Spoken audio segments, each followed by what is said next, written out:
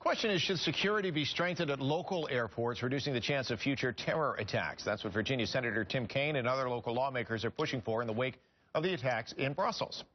Congress continues to work on a measure to reauthorize the FAA. What changes do they want to see? Let's find out from the man himself. Senator Kaine joins us now from Capitol Hill. Good morning, Senator. Hey, Steve. Great to be with you. Always a pleasure. What are you looking for when it comes to airport security changes? Well, what the attack in Brussels showed is that, the airports tend to be very secure once you get through the security perimeter, the TSA gate. But the attack in Brussels happened outside the gate in the baggage claim area or in the area where a lot of passengers are gathering to get their tickets, or even right outside the doors of the airport as people are dropping off. So what we're doing is we have a normal bill to reauthorize the FAA and funding, and we're expanding the use of security funds to encompass security sort of outside the security perimeter. So what we would do is basically two things: significant additional teams that are called Viper teams, but they're the security teams that basically just scan the crowd, and they're trained to watch for anything suspicious. They sometimes use canines that are trained to sniff out explosive, and so we would expand the number of teams that can be used not only at airports but even at transportation infrastructure like Amtrak and Metro, and we would also do significantly more training for our security professionals for the kinds of things that happen outside the security perimeter.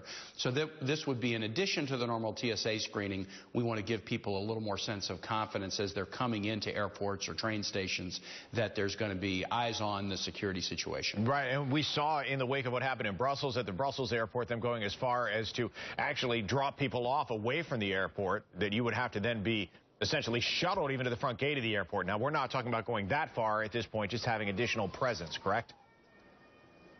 That's right. We don't want the airport experience shouldn't be sort of a militarized experience. That's not what we're looking for. But we do want people to feel safe traveling. Air travel is just like a cornerstone of the American economy, and also so many of us engage in air travel to go visit family members.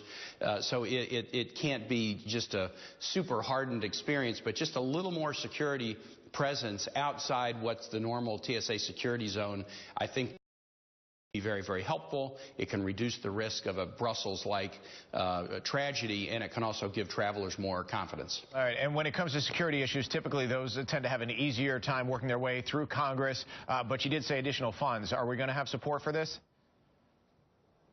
I think this one is a bipartisan initiative. Steve, I feel real good about it. We have an FAA bill, reauthorization bill, on the floor of the Senate right now.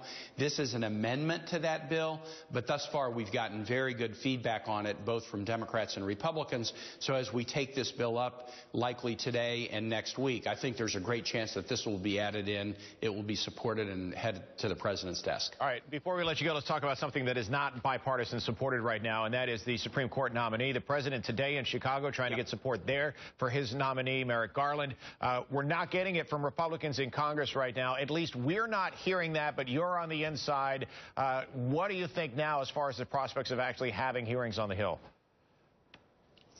Steve, if you just go by the words that my colleagues are saying on the Republican side, the majority seems bound and determined to create a new horrible precedent that has never been done before, and that is to say we're not going to take up a nominee and either vote yes or no. Remember, Steve, the Republicans have the votes to vote down this judge if they choose to. It takes 60 votes to get confirmed to be a Supreme Court justice, and the Democrats only have 46 votes. So if the Republicans vote against because they don't like the president or they don't like the nominee, Judge Garland won't go on the court. But what they want to do is actually not vote yes or no, which to my mind completely violates the advise and consent clause of the Constitution.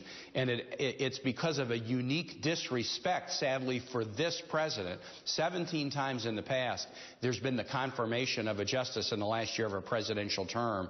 But for reason they want to treat this president differently than the 43 presidents before. We just have to keep the pressure on, hope that they'll look in the mirror and realize they're harming all three branches of government by doing this, and that they'll have a hearing as they normally have done in the past. And Senator, that was my follow-up. Is the pressure being applied? Is the Democratic leadership pushing for this? And are there any Republicans on board with this behind the scenes? You don't have to name names, but are you hearing that there are some that are not happy with this decision, or is everybody on board? There are a number that are not happy with the decision. So I think two have said, Senators Collins and Senator Kirk, they have Republican senators from Maine and Illinois. They said we got to do hearings and treat it in the normal course. Others are telling me behind the scenes that they're really feeling pressure. It's interesting, less pressure from the Democrats here. They're feeling pressure at home. I had a senator, Republican senator, say to me yesterday, it's great to be back in Washington after a 2-week break, because the 2-week break involved a lot of people really jamming us about this Supreme Court situation. So hopefully, if the American public keeps speaking up with the simple message, hey, senators, do your job, people will listen to it and step back and treat this normally, because if they don't, they're creating a horrible precedent for the future. The precedent they're creating for the first time in American history would be, if you don't like the president, you never have to take up the nominee. And that message to senators, including yourself, do your job. I'm sure you've heard that yourself many times. That works on both sides of the aisle. Senator Kaine, it's always a pleasure. Thanks for talking with us this morning.